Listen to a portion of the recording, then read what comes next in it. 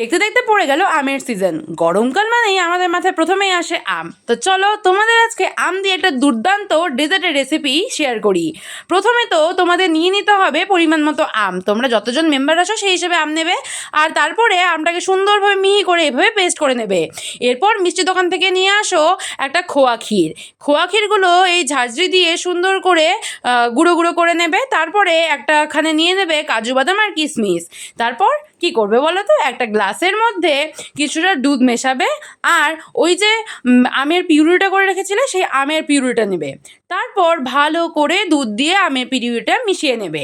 সঙ্গে একটু যদি তুমি বরফ অ্যাড করো তাহলে আরও বেশি ভালো লাগবে। তারপরে এখানে দিতে পারো হচ্ছে কাজু কিশমিশ, টেস্টের জন্য এটা কিন্তু খুব হেলদি একটা রেসিপি।